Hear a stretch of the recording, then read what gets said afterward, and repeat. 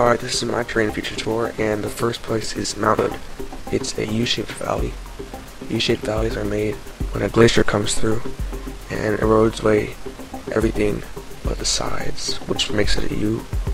You can see how the sides are steep and the flat bottom lined up close together. There, and the next place is Kenai Fjords National Park. It's a fjord. It's like a U-shaped valley, except that there's water inside. You can see the steep sides on this one. Instead of just flat land, there's water.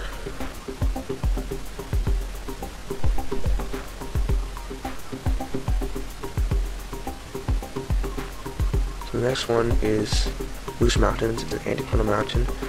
It's like a sort of a bubble. The rock layer is bent here, and usually it traps natural gas or oil. And it's steep coming down the mountain, flat everywhere else. And next one is Caprock Canyon State Park. It's an escarpment, and you can see by this picture that it's sort of flat, drops, and then flat again. This is formed by either erosion or a fault that displaces the land. It's kind of like a stair step. And this is truncated headland at Point Reyes. It's like an escarpment, but out in the ocean, or just sticking out from the place. That's what it looks like. It's the same thing as the Caprock escarpment, except for that it's with water. And you can see how the lines slowly show that it gets less steep. And this next one is the Grand Canyon, and the water runs through this, cutting away the rock layers to make sort of a V shape. You see how the sides are steep, and the Colorado River runs through the middle, which cut it out. And this one is Pilot Mountain. It's in Inselberg. It sort of sticks out of land, and it's made by a volcano. Sometimes a volcano leaves a rock that's harder than the rest, so it doesn't get eroded, as you can see in this picture. It sort of sticks up from the mountain. And the next one is Platte River. It's a braided river, and you can see how there's like little things like rock, looks like rocks. It's actually the sediment that there's too much for this river, so it leaves little spots of sand, which I think are the little lines in this topographical map. This is Darwin Hills. It's a Bahada.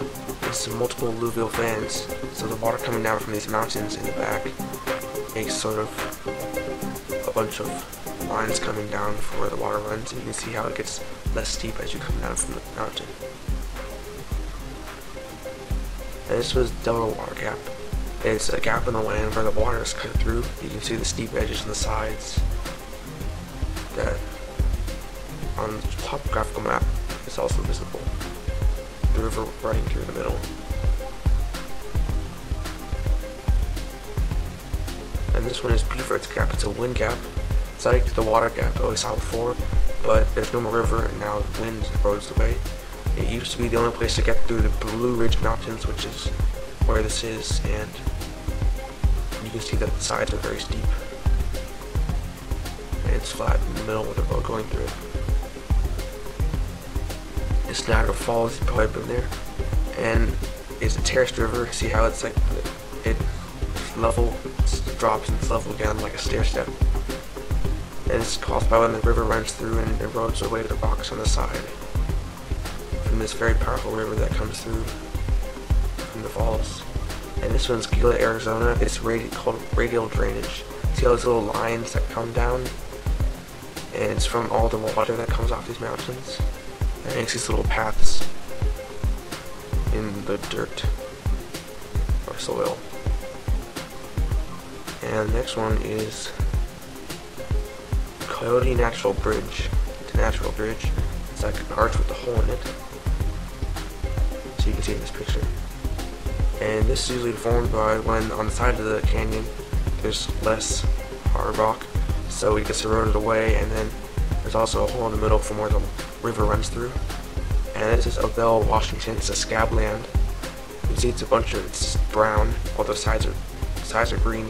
So when the river you see out there has too much water and it washes away all the topsoil, leaving just a barren place where nothing can grow.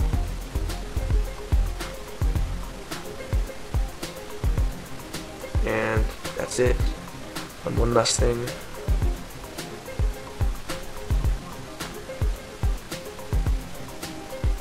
Thanks for watching.